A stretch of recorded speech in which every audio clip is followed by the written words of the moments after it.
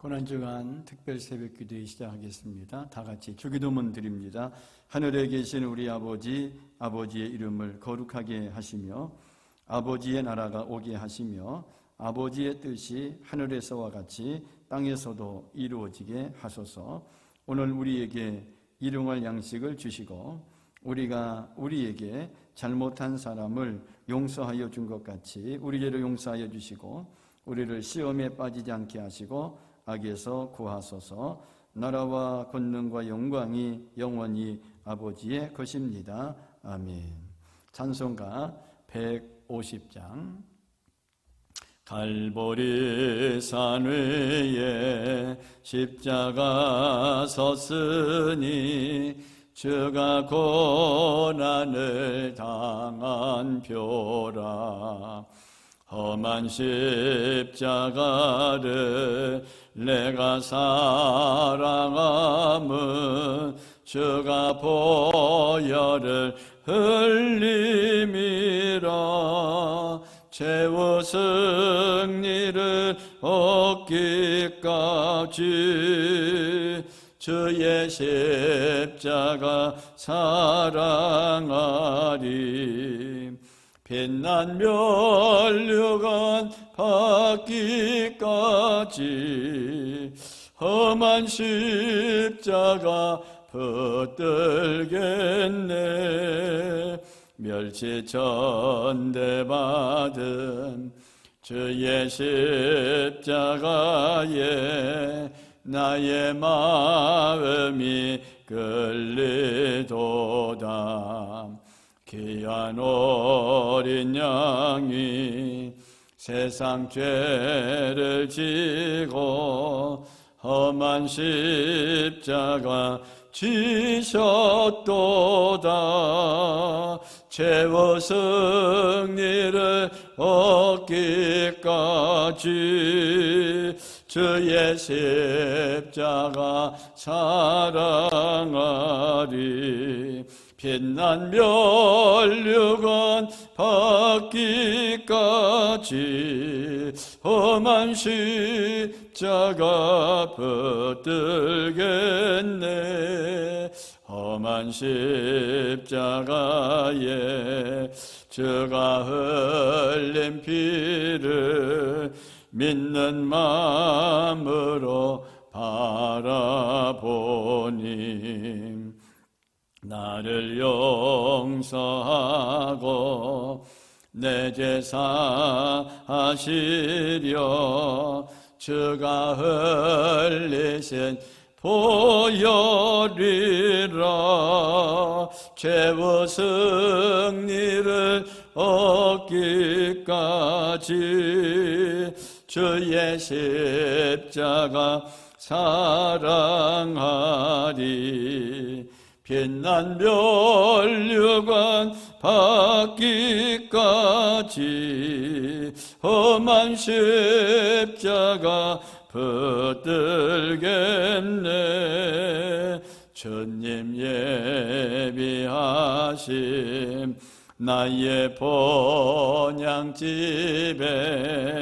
나를 부르실 그날에는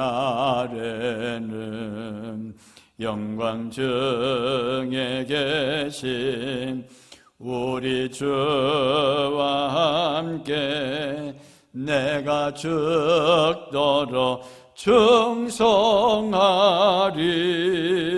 죄와 승리를 얻기까지 주의 십자가 사랑하리. 빛난 멸류관 받기까지 험한 십자가 붙들겠네. 아멘. 마태복음 16장 24절.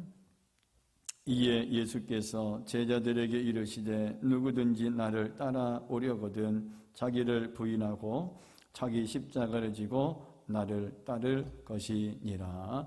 아멘. 주님은 오늘 읽은 본문 말씀을 통해 누구든지 나를 따라오려거든 자기를 부인하고 자기 십자가를 지고 나를 따를 것이니라고 말씀을 하셨습니다. 이 말씀을 통해 우리 예수님은 어떻게 하면 주님과 동행할 수 있는지를 명확하게 말씀해 주신 것입니다. 많은 사람들은 자기를 부인하고 자기 십자가를 져야 한다는 말씀에 이 말씀에서 걸려 넘어집니다. 이 말씀에 넘어지는 것은 진정한 의미를 알지 못하기 때문입니다. 자기를 부인하고 자기 십자가를 지라는 이 말씀의 핵심은 주님을 따르는 것입니다. 재산도 버리고 기쁨도 버리고 가정도 버리고 심지어 생명도 버려야 주님을 따르게 되는 것이 아닙니다. 주님을 아는 눈이 뜨여 주님과 사랑에 빠지니 더 이상 재산이나 성공에 매이지 않으며 생명도 아깝지 않게 되는 것입니다. 그래서 너무나 복되고 사랑스러운 주님을 따라가려니 주님을 부인하게 되고 자기를 부인하게 되고 자기 십자가를 지게 되는 것입니다. 그러므로 자기를 부인하고 자기 십자가를 져야 한다는 말씀은 주님이 나를 따라오는 것이 아니라 내가 주님을 따라가는 것이니 이보다 더 이상 값진 일이 없는 것을 말합니다. 자기 십자가란 하기 싫은 일, 부담스러운 일, 고통을 주는 문제가 아닙니다. 선교사 한 분이 어느 목사님에게 찾아와 목사님, 제겐 아내가 십자가예요 라고 말했습니다. 그러면서 그 선교사님이 웃옷을 벗어 팔뚝을 보여주었는데 물린 자국이 있었습니다. 선교사인 자신의 아내가 팔뚝을 물어 뜯었다는 것입니다. 분명한 것은 아내가 팔뚝을 물어 뜯을 정도로 성격이 거칠어도 아내가 십자가는 아닙니다. 팔뚝을 물어 뜯는 아내를 여전히 사랑하라 하시는 주님의 말씀이 자기 십자가인 것입니다. 그러므로 예수님께서 말씀하신 자기 십자가는 십자가에서 예수님과 하나가 되는 것입니다. 그래서 예수님께서 십자가에서 죽으신 그 죽음에 자신도 함께 죽는 것입니다. 독일 출신의 신학자 본헤퍼 목사는 주님께서 나를 따르라고 부르신 것은 나와 함께 죽자고 초청하신 것이다 라고 말했습니다. 천번 만번 옳은 말씀임에도 따르기 어려운 말씀이지만 옳은 말이기에 이 본헤퍼 목사님의 말씀을 마음에 두고 살아야 합니다. 그러므로 우리 그리스도인은 옛사람이 이미 죽었음을 믿고 예수님을 바라보는 것입니다. 누가복음 10장 38에서 42절 말씀에 보면 예수님이 마리아와 마르다 자매의 집을 방문하셨습니다. 그러자 예수님을 영접한 마르다는 예수님을 대접하려고 음식을 만드느라 바빴습니다. 그러나 마르다의 동생 마리아는 예수님의 발밑에 앉아 예수님의 말씀을 들었습니다. 언니 마르다는 예수님을 대접하려고 음식 만드는 데 바빴고 동생 마리아는 예수님이 말씀하실 때에 말씀하시는 예수님을 황홀한 눈빛, 감격스러운 마음으로 바라보며 예수님의 말씀을 듣는데 열중하였습니다. 이와 같이 마리아가 예수님을 바라보며 말씀을 들을 때처럼 황홀한 눈빛, 감격스러운 마음으로 주님을 바라보는 것이 나는 죽고 예수로 사는 마음입니다. 그럴 때 예수 그리스도의 부활의 생명으로 살면서 다른 사람들에게 은혜와 기쁨과 위로를 전해주는 놀라운 삶을 살게 됩니다.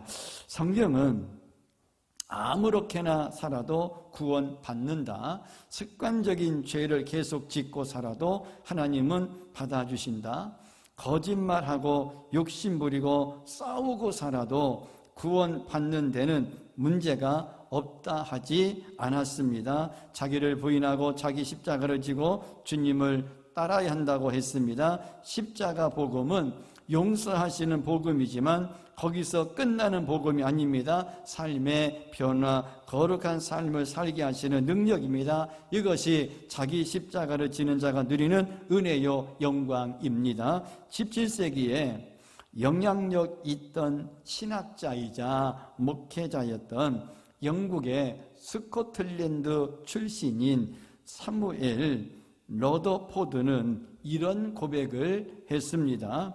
그리스도의 십자가는 내가 져본 짐 중에서 가장 달콤한 짐이다. 그것은 마치 새에 달린 날개와 같고 배에 달려있는 돛과 같아서 나를 내 목적지에 이르게 한다고 했습니다. 무거운 새의 날개가 새로 하여금 날리게 하여 목적지에 이르게 하고, 또한 거추장스러운 돛이 배를 이제 나아가게 하여 목적지에 이르게 하는 것처럼 그리스도의 십자가에 못 박힌 자로 살아갈 때에 우리는 진정한 인생의 의미를 찾게 될 줄로 믿으시기를 바랍니다. 우리는 흔히 내가 가장 잘 할 수 있는 것이 무엇인가, 내가 어느 부분에서 가장 큰 영향력을 미칠 수 있을까 하고 생각합니다. 그러나 성경 어디에도 자아를 개발하고 자기의 강점을 찾았던 인물이 없었습니다. 하나님의 사람들은 그저 무엇인가를 하도록 초대받았고 무엇인가를 하도록 선택받았으며 무엇인가 할 기회를 부여받았습니다. 그래서 자기를 부인하고 자기 십자가를 지고 주님을 따랐던 분들은 결코 자신이 큰 영향력을 발휘하는 그런 인물이 되기를 갈망하거나 노력하지 않았습니다. 그리고 자기를 부인하고 자기 십자가를 지고 주님을 따랐던 분들은 이것이 나를 만족시켜 줄 거야, 나를 행복하게 해 줄 거야 라고 말하지 않았습니다. 그저 단순히 하나님께서 부르시고 명령하신 어떤 일에 자기를 부인하고 자기 십자가를 지고 주님을 따랐을 뿐인 것입니다. 그러므로 우리도 진정한 인생의 목표를 찾아야 합니다. 그것은 단순히 하나님께서 부르시고 명령하신 어떤 일에 자기를 부인하고 자기 십자가를 지고 주님을 따르는 것이 인생의 목표이어야 합니다. 분명한 것은 자기를 부인하고 자기 십자가를 지고 주님을 따르는 이 목표가 결코 후회할 일이 없는 참된 인생의 목표라는 것입니다.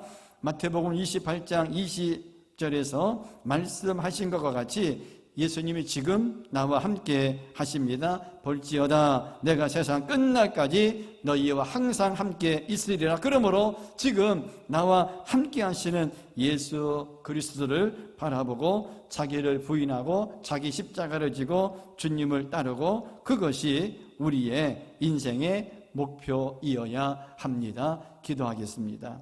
지금 나와 함께 하시는 예수 그리스도를 바라보고 자기를 부인하고 자기 십자가를 지고 주님을 따르기를 원합니다. 주님을 따름이 내 인생의 목표가 되게 하옵소서. 다 같이 주여 세 번 하며 기도합니다. 주여, 주여, 주여.